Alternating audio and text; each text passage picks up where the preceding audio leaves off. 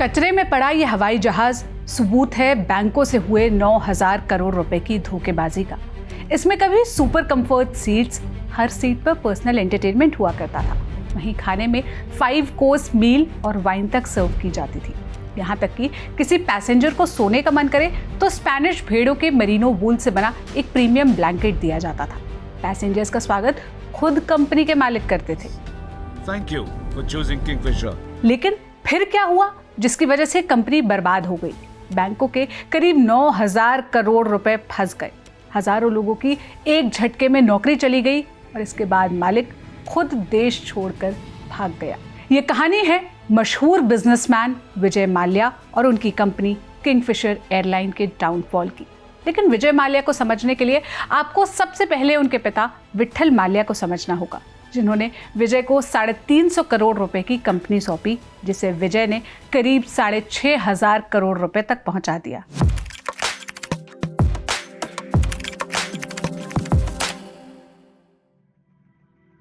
कहानी शुरू होती है 1924 में डक्का से, जो आज बांग्लादेश का कैपिटल ढाका है। यहीं पर ब्रिटिश इंडियन आर्मी के एक डॉक्टर के घर एक बच्चा पैदा हुआ जिसका नाम पड़ा विट्ठल माल्या। विट्ठल बचपन से ही पढ़ने में काफ़ी तेज थे। उन्होंने प्रेसिडेंसी कॉलेज कलकत्ता से मैथ में ग्रेजुएशन किया, फिर साउथ अमेरिका में स्पेनिश की पढ़ाई की। वापस भारत आए तो कलकत्ता की stock broking firm Chunnilal T Mehta में काम करना शुरू किया। यहीं पर उन्होंने शेयर्स में इन्वेस्टमेंट और बिजनेस की बैलेंस शीट की बारीकी को समझना सीखा। इस दौरान उनकी नज़र पड़ी एक शराब बनाने वाली कंपनी यूनाइटेड ब्रूअरीज पर। धीरे धीरे करके उन्होंने इसके शेयर्स खरीदने शुरू किए।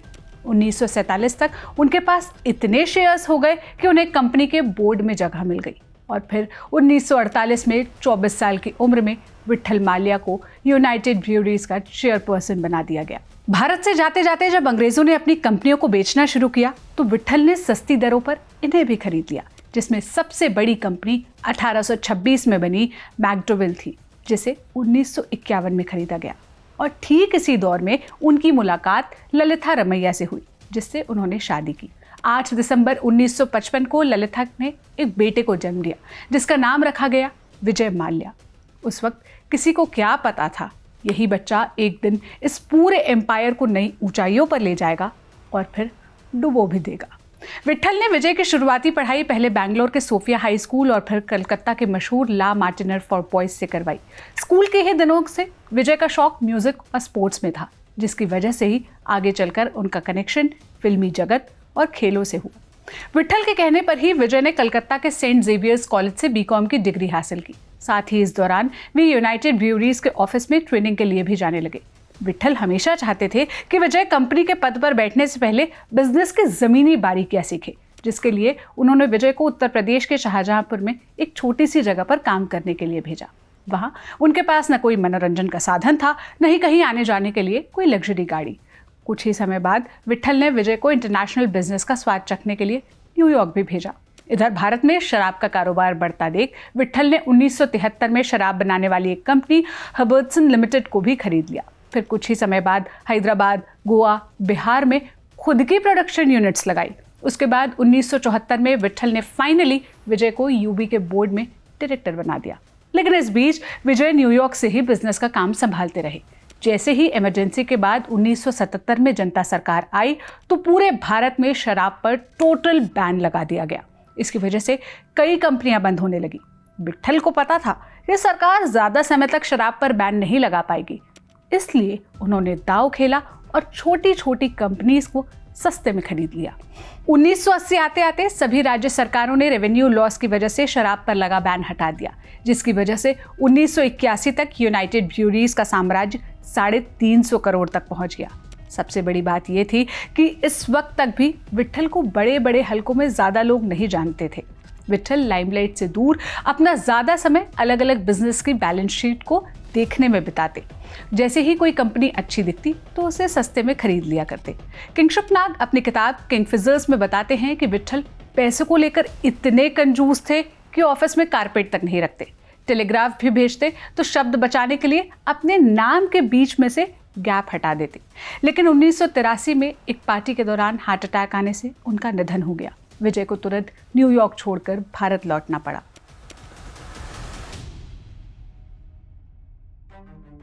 कहानी में आगे बढ़ने से पहले आपको एक किस्सा जानना जरूरी है जिसने विजय माल्या को किंगफिशर ब्रांड का आइडिया दिया। बात है साल 1977 की। यूबी ग्रुप में डायरेक्टर बनने के बाद एक रोज विजय कंपनी के पुराने डॉक्यूमेंट्स पढ़ रहे थे। उस दौरान उन्हें किंगफिशर नाम के एक लेबल का पता चला जो करीब 100 साल पुराना था। उसका लोगो एक ब्लैक एंड व्हाइट किंगफिशर चिड़िया थी।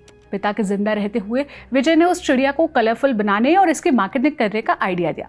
विट्ठल ने इस आइडिया को बेफिजूल बताकर खारिज कर दिया था, लेकिन विजय ने हार नहीं मानी और खुद को साबित करने के लिए कोलकाता के सेंट जेवियर्स कॉलेज और दूसरे कॉलेज स्टूडेंट्स के बीच एक सीक्रेट सर्वे करवाया। इसमें स्टूडेंट्स ने बताया कि वो ऐसी बियर चाहते हैं जो कूल, ट्रेंडी और प्रीमियम दिखे, न कि पुरानी और बोरिंग।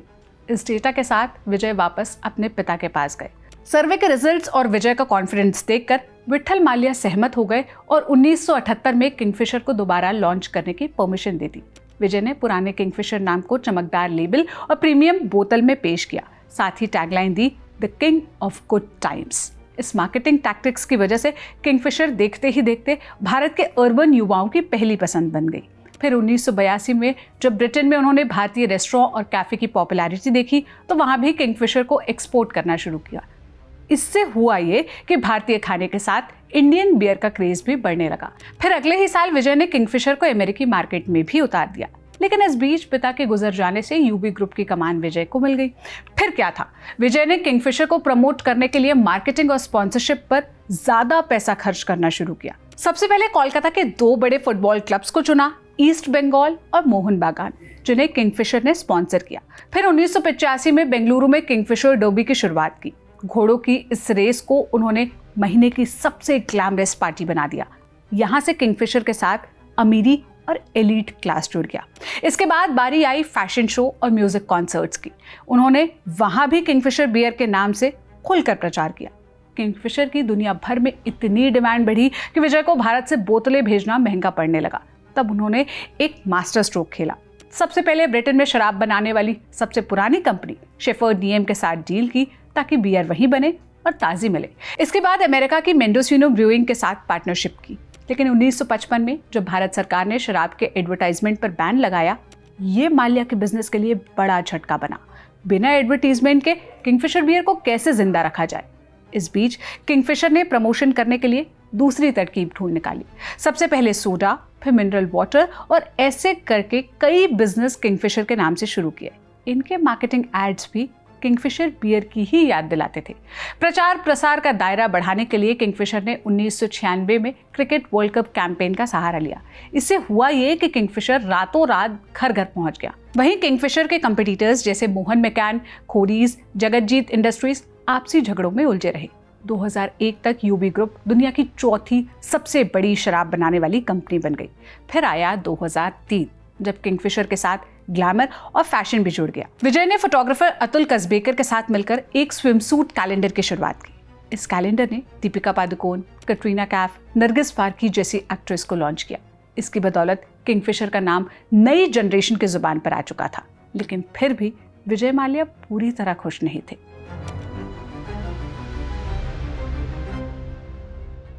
किंगशप नाग की किताब किंगफिशर के मुताबिक विजय का कैरेक्टर एक ब्रिटिश बिजनेसमैन रिचर्ड ब्रेंसन से काफी प्रभावित था। विजय उनकी हेयर स्टाइल तक कॉपी करते थे। साल 1984 की बात है। म्यूजिक इंडस्ट्री में पैसा बनाने के बाद रिचर्ड ब्रिटिश एयरवेज को चुनौती देने के लिए वर्जिन अटलांटिक एयरलाइन की शुरुआत करते हैं। ठीक उसी तर्ज पर भारत में जेट एयरवेज को चुनौती देने के लिए माल्या भी अपनी एयरलाइन शुरू करना चाहते थे। साल 2000 के आसपास विजय के सलाहकारों ने सलाह दिया कि एविएशन में मत जाओ, दुनिया भर में एयरलाइन डूब रही हैं। क्योंकि भारत में ही ईस्ट वेस्ट एयरलाइंस बंद हो गई, एनईपीसी एयरलाइंस बंद हो गई, दामिया एयरलाइंस बंद हुई, मोडीलफ्ट बंद हो गई, एक भी प्राइवेट एयरलाइन नहीं टिक पाई। इसकी जगह मोबाइल टेलीफोन का बिजनेस करना हमारे लिए फायदेमंद होगा।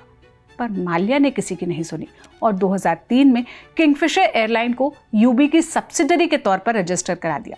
2 साल तक प्लानिंग चली। इस प्लानिंग के दौरान एक किस्सा हुआ जो माल्या की असली प्रायोरिटी को दिखाता है। यूबी ग्रुप की corporate communications head Sunita Buddhiraja को उनसे मिलना था। काफी मेहनत के बाद 2005 की शुरुआत में एक 5 स्टार होटल में अपॉइंटमेंट मिला। सुनीता वहां पहुंची तो देखा माल्या केबिन क्रू कैंडिडेट्स को खुद पर्सनली इंटरव्यू कर रहे हैं, उन्हें रैंप वॉक करवा रहे हैं, देख रहे हैं कि कौन कैसा दिखता है।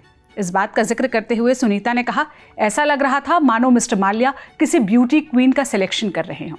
आखिरकार माल्या का सपना हकीकत में बदला और 9 मई 2005 को किंगफिशर एयरलाइन की पहली फ्लाइट उड़ी। माल्या की इस एयरलाइन में हर सीट पर डेडिकेटेड इन फ्लाइट एंटरटेनमेंट था। यह सुविधा उस दौर में किसी डोमेस्टिक एयरलाइन के पास नहीं थी। एयर हॉस्टेस की यूनिफॉर्म टॉप डिजाइनर्स प्रसाद बिदिप्पा और मनोविराज खोसला ने डिजाइन किए और इसके फैब्रिक माल्या ने खुद सेलेक्ट किए। साथ ही हर फ्लाइट में टेक ऑफ होते ही माल्या का पर्सनल वीडियो चलता, जिसमें वो पैसेंजर्स को डायरेक्टली थैंक्स कहते थे। Thank you for choosing Kingfisher. वहीं फर्स्ट क्लास की तो बात ही अलग थी। फ्लैट बेड्स, स्पेनिश भेड़ों की ऊन से बना मरीनो वूल का ब्लैंकेट, ब्रांडेड टॉयलेट किट्स, पैजामे, 5 कोर्स मील और वाइन तक सर्व किया जाता।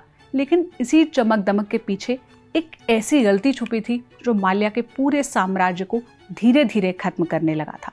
किंगफिशर ने अपने टिकट के दाम जेट एयरवेज से काफी सस्ते रखे थे। 2008-9 में जेट का एवरेज टिकट प्राइस 6,190 रुपए था, वहीं किंगफिशर का 4,942।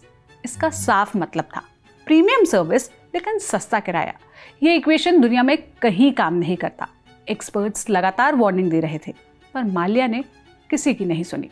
अब माल्या का अगला सपना था अपनी एयरलाइन को इंटरनेशनल ले जाना, लेकिन डीजीसीए का रूल था कि इंटरनेशनल लाइसेंस के लिए डोमेस्टिक रूट्स पर 5 साल का एक्सपीरियंस होना चाहिए। किंगफिशर 2005 में शुरू हुआ था, यानी 2010 से पहले इंटरनेशनल नहीं जाया जा सकता। माल्या ने शॉर्टकट खोजना शुरू किया। इसके लिए 2006 में सबसे पहले सुब्रता रॉय की सहारा एयरलाइंस खरीदने की कोशिश की, पर नरेश गोयल ने जेट एयरवेज की तरफ से ज्यादा बोली लगाकर जेट लाइट बना दिया।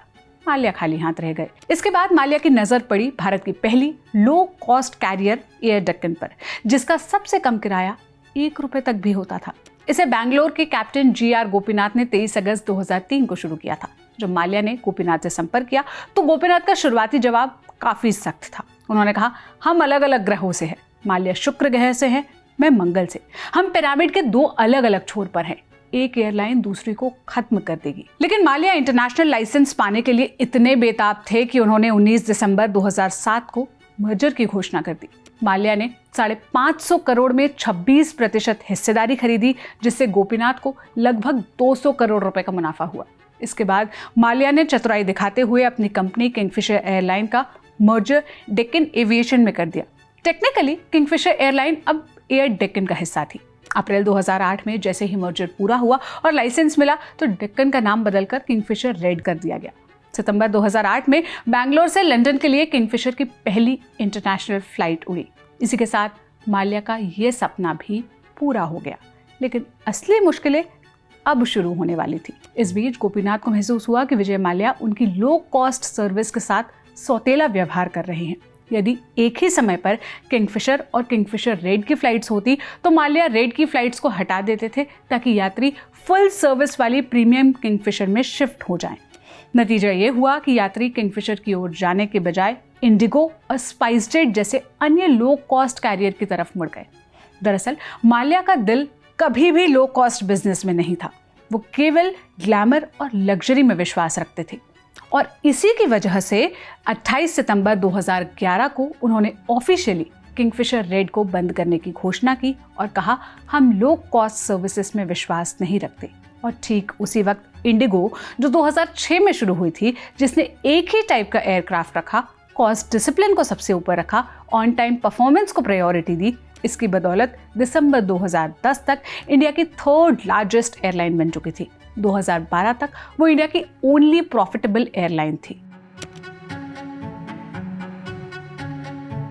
2008-9 का दौर था। पूरी दुनिया ग्लोबल इकोनॉमिक रिसेशन की चपेट में थी। कारोबार धीमे पड़ चुके थे, लोगों की आमदनी घट रही थी और खर्च करने की क्षमता कम हो गई थी। आमतौर पर ऐसे में डिमांड कम होती है तो तेल की कीमतें भी नीचे आती है। लेकिन इस साल तेल बेचने वाले देशों के समूह यानी ऑयल कार्टेल ने डिमांड कम होने के बावजूद दाम बढ़ा दिए। इसका सीधा असर पड़ा एविएशन टर्बाइन फ्यूल ATF पर, यानी वही खास ईंधन जिससे हवाई जहाज चलते हैं, और इसके दाम करीब 23% तक बढ़ा दिए गए। भारत में एयरलाइन के लिए स्थिति और भी मुश्किल हो गई, क्योंकि यहाँ सेंट्रल और स्टेट टैक्स मिलाकर एयरलाइन को फ्यूल पर 60 से 70% ज़्यादा खर्च करना पड़ रहा था। अब एयरलाइन के पास कोई खास विकल्प नहीं था, तो उन्होंने टिकट के दाम 25 से 30% तक बढ़ा दिए। जैसे ही टिकट महंगे हुए तो यात्रियों की संख्या भी घटने लगी। यही वो मोड़ था जहां से किंगफिशर एयरलाइन की कहानी तेजी से डाउनफॉल की ओर बढ़ गई।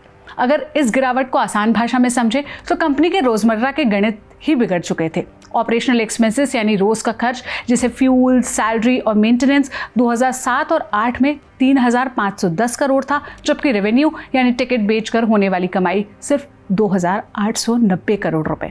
मतलब ये कि कंपनी अपने रोज के काम में ही 620 करोड़ रुपए घाटे में थी। किंगफिशर रेड, जो सस्ती टिकट देने वाली किंगफिशर की लो कॉस्ट सर्विस थी, वहां हालात और भी खराब थे। सिर्फ ऑपरेशंस पर ही 2,810 करोड़ रुपए खर्च किया गया, लेकिन कमाई 1,550 करोड़ रुपए हुई। जब इस लॉस में लोन का इंटरेस्ट और बाकी खर्च जोड़ दिए जाएं, तो असली नुकसान इससे कई ज्यादा बड़ा हो जाता है। और इन सब के बीच भी 28 अप्रैल 2010 को विजय माल्या ने एक ट्वीट किया और कहा, लोग मुझसे पूछते हैं कि मैं शराब और एयरलाइन कंपनी साथ क्यों चलाता हूं, तो इसका जवाब है बोथ मेक्स अस फ्लाई। और ये एक तरह से विजय माल्या की सोच थी कि सब कुछ सही हो जाएगा, लेकिन कंपनी के सामने एक एक करके मुसीबतें खड़ी होती जा रही थी। 2010 में विजय को एक और झटका लगा। एयरबस की A320 फ्लीट में इंजन मेंटेनेंस की बड़ी समस्या आ गई। ये समस्या इतनी बड़ी थी कि 12 एयरक्राफ्ट खड़े करने पड़े, क्योंकि कॉन्ट्रैक्ट में मेंटेनेंस करने की पर्याप्त गारंटीज नहीं थी। इसके बाद ब्रिटिश एयरवेज ने कोड शेयरिंग एग्रीमेंट भी खत्म कर दिया। इसे आसान भाषा में समझे तो जैसे आपने टिकट किंगफिशर से खरीदा हो, लेकिन असली फ्लाइट ब्रिटिश एयरवेज की हो, यानी एक एयरलाइन दूसरी एयरलाइन को फ्लाइट अपने नाम से बेचती है ताकि बिना अपने प्लेन उड़ाए भी ज़्यादा रूट्स दिखा सके और ज़्यादा कमाई कर सके। लेकिन जब ब्रिटिश एयरवेज ने यह एग्रीमेंट खत्म किया तो किंगफिशर के इंटरनेशनल रूट्स पर सीधा असर पड़ा और उसकी कमाई का एक बड़ा रास्ता बंद हो गया।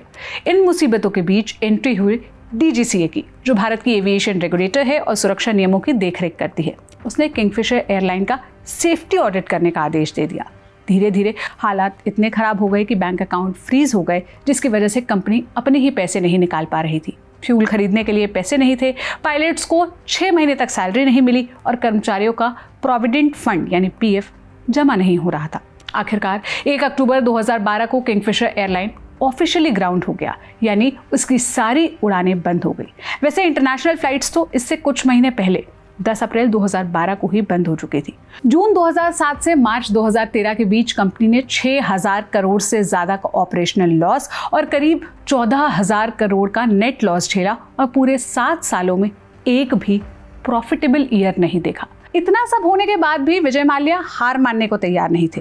वो तलाश में थे कि कोई इन्वेस्टर पैसा लगाने को तैयार हो जाए या फिर सरकार उन्हें कोई आर्थिक मदद दे दे। किंगफिशर के हालात ऐसे हो गए थे कि 8 अप्रैल 2013 को टाइम्स ऑफ इंडिया ने रिपोर्ट किया कि किंगफिशर के 15 किराए पर लिए गए विमान स्क्रैपयार्ड की ओर जा रहे हैं। जब किराए पर प्लेन देने वाली कंपनियों ने इनकी हालत देखी तो कईयों ने उन्हें वापस लेने से भी इनकार कर दिया।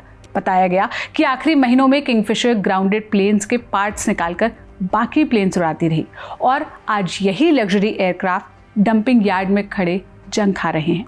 तो अब सवाल उठता है कि जब एयरलाइन इतने साफ घाटे में थी तो बैंकों ने इन्हें लोन क्यों दिया?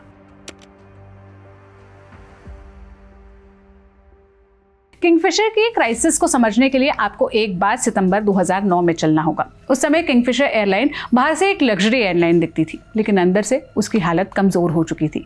कंपनी के ऊपर इतना कर्ज था कि उसकी कुल संपत्ति भी उसे कवर नहीं कर पा रही थी। उस दौरान कंपनी ने खुद बताया कि उसे 1,600 करोड़ का नुकसान हो चुका है और सबसे बड़ी बात कि कोई भी रेटिंग एजेंसी ये कहने को तैयार नहीं थी कि इस कंपनी को पैसा देना सुरक्षित है, यानी उसकी क्रेडिट रेटिंग ही उपलब्ध नहीं थी। ऐसे हालत में आमतौर पर कोई भी बैंक लोन देने से साफ मना कर देता है, लेकिन यहाँ कहानी अलग थी। विजय माल्या उस समय UB ग्रुप के जरिए एक बड़े और प्रभावशाली नाम थे। सरकार के बड़े अधिकारियों तक उनकी पहुंच थी और कारोबारी जगत में उनकी तूती बोलती थी। किंगसुक नाग अपनी किताब किंगफिशर में लिखते हैं कि माल्या ने नॉर्थ ब्लॉक यानी फाइनेंस मिनिस्ट्री के अधिकारियों तक अपनी बात पहुंचाई और इस रास्ते से IDBI बैंक के तत्कालीन चेयरमैन योगेश अग्रवाल पर दबाव बनवाया। यहाँ अग्रवाल की अपनी कहानी भी इस फैसले से जुड़ी हुई थी। वो पहले स्टेट बैंक ऑफ इंडिया में OP भट्ट के साथ चेयरमैन बनने की दौड़ में हार चुके थे और अब IDBI में आ गए थे। रिटायरमेंट के बाद एक अच्छी पोस्टिंग पाने के लिए सरकार से रिश्ते मजबूत बनाए रखना उनके लिए ज़रूरी था और सामने विजय माल्या थे, एक वीआईपी, एक बड़े इंडस्ट्रियलिस्ट जिन्हें नजरअंदाज करना अग्रवाल के लिए आसान नहीं था। इसी माहौल में 1 अक्टूबर 2009 को किंगफिशर के सीएफओ ए रघुनाथन ने आईडीबीआई बैंक को 950 करोड़ रुपए के लोन का प्रपोजल भेजा। रघुनाथन ने माल्या और अग्रवाल के बीच हुई मुलाकात का हवाला दिया और बैंक को प्रोसेस जल्द पूरा करने की गुजारिश की। एक एक कर 3 किश्तों में 900 करोड़ किंगफिशर के खाते में पहुंचाए गए। इतने बड़े लोन को पास करते समय बैंक के ऑडिटर्स बार बार वार्निंग दे रहे थे। उन्होंने बताया कि एयरलाइन पहले से ही 4,630 करोड़ रुपए के शॉर्ट टर्म लोन उठा चुकी है, लेकिन उसे लंबे समय के कामों में खर्च किया जा रहा है, जिसे फाइनेंशियल डिसिप्लिन के खिलाफ माना जाता है। 100 करोड़ का टीडीएस यानी कर्मचारियों की सैलरी से काटा गया टैक्स 6 महीने से सरकार को जमा नहीं हुआ था। बाद में सीबीआई के जांच में सामने आया कि इस लोन का पैसा सीधे एयरलाइन के काम में नहीं लगा। 169 करोड़ एक्सिस बैंक में गए, 39 करोड़ आईसीआईसीआई बैंक में, 54 करोड़ बैंक ऑफ बड़ौदा गए और वहां से पैसा जल्दी ही विदेश भेजा गया। एनफोर्समेंट डायरेक्टरेट यानी ईडी की चार्जशीट के मुताबिक करीब 430 करोड़ विदेशी संपत्तियों में भी लगाए गए। लेकिन कहानी यहीं खत्म नहीं हुई। नवंबर 2010 में स्टेट बैंक ऑफ इंडिया की अगुवाई में कई बैंकों ने मिलकर, जिसे कॉन्सोरियम कहा जाता है, किंगफिशर के 1355 करोड़ के कर्ज को इक्विटी में बदल दिया। यानी बैंकों ने कहा, अभी पैसा वापस मत दो, हम इस कर्ज को कंपनी के शेयर में बदल देते हैं। यहाँ भी एक बड़ा ट्विस्ट था। बाजार में कंपनी का शेयर करीब 39 रुपए में बिक रहा था, लेकिन बैंकों ने वही शेयर करीब 64 रुपए में खरीदा, यानी बाजार भाव से 60% ज्यादा कीमत पर। साथ ही कर्ज चुकाने के समय 9 साल कर दिया गया। पहले 2 साल तक कोई भुगतान नहीं करना था, ब्याज दरें कम कर दी गई और नए लोन्स भी दे दिए गए। बैंकों ने इसके बदले किंगफिशर की कुछ संपत्तियां अपने पास गिरवी रख ली। किंगफिशर ब्रांड की कीमत 4,100 करोड़ आकी गई। इसके अलावा मुंबई का किंगफिशर हाउस, गोवा का किंगफिशर विला और कुछ हेलीकॉप्टर्स गिरवी रखे गए। यानी कुल मिलाकर बैंकों को उम्मीद थी कि सब ठीक हो जाएगा, लेकिन आगे जो हुआ उसने सारी उम्मीदें तोड़ दी। अगस्त 2013 में जब ब्रांड की कीमत दोबारा आकी गई, तो जो ब्रांड 2010 में 4,100 करोड़ का था, वो घटकर सिर्फ 200 करोड़ का रह गया और 2015 तक महज 100 करोड़ का। यानी जो चीज बैंक ने सुरक्षा के तौर पर गिरवी रखी थी, उसकी कीमत करीब 40 गुना गिर चुकी थी। पैसे नहीं चुका पाने की वजह से आखिरकार नवंबर 2015 में स्टेट बैंक ऑफ इंडिया ने आधिकारिक तौर पर विजय माल्या, किंगफिशर एयरलाइन और यूबी होल्डिंग्स को विलफुल डिफॉल्टर घोषित किया। यानी ऐसा व्यक्ति या कंपनी जो पैसा चुका सकती है फिर भी जानबूझकर नहीं चुकाती। इतने सब के बावजूद 18 दिसंबर 2015 को विजय माल्या के जन्मदिन पर किंगफिशर विला में शानदार पार्टी ऑर्गेनाइज की गई, जिसमें दुनिया भर के 200 से ज्यादा गेस्ट शामिल होने आए थे। इस पार्टी पर करीब 13 करोड़ खर्च हुए। जब किंगफिशर एयरलाइन के 3000 एम्प्लॉयज को ये खबर लगी तो उन्होंने बोलना शुरू किया कि विजय माल्या के पास हमें देने के लिए पैसा नहीं है, लेकिन लग्जरी पार्टी के लिए है। और तो और, जिस घर में ये पार्टी हुई थी उसे बॉम्बे हाई कोर्ट की गोवा बेंच ने बैंकों को दे दिया था। हालात ऐसे हो चुकी थी कि माल्या को न तो बैंकों की परवाह थी, न एम्प्लॉयज की, न आरबीआई गवर्नर की। उनके दिमाग में कुछ और ही चल रहा था।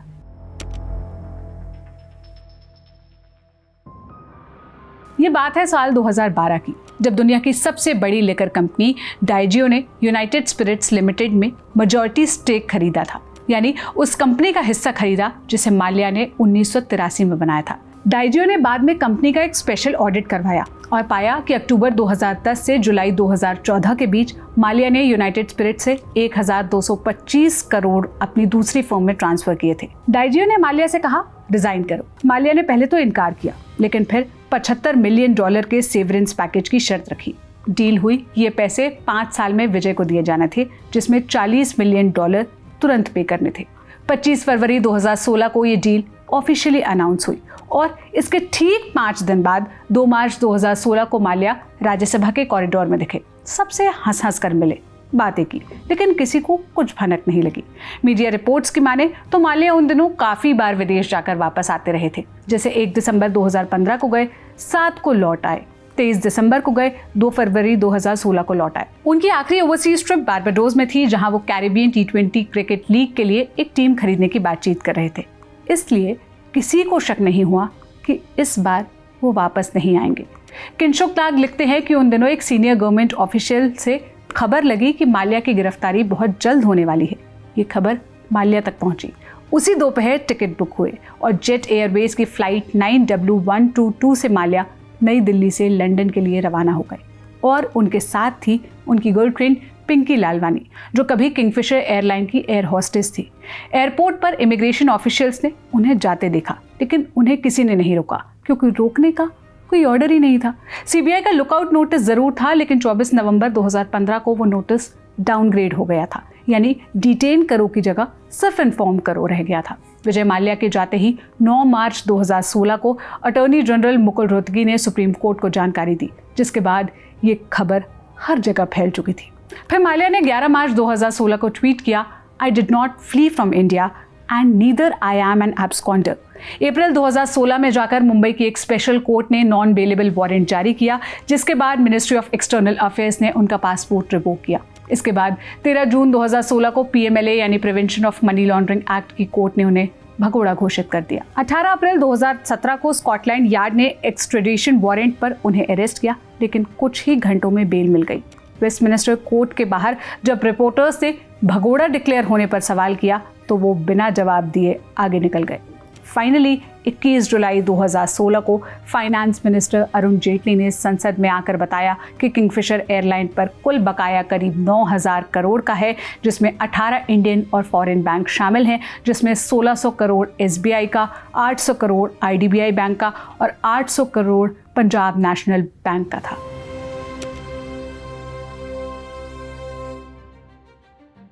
लेखक किंशुक नाग अपनी किताब किंगफिशर के प्रीफेस में लिखते हैं कि एक ऐसे इंसान की कहानी है जिसे मजबूत विरासत मिली। उसने बड़ा साम्राज्य खड़ा किया, लेकिन हद से ज़्यादा बढ़ने की कोशिश में वही साम्राज्य ताश के पत्तों की तरह बिखर गया।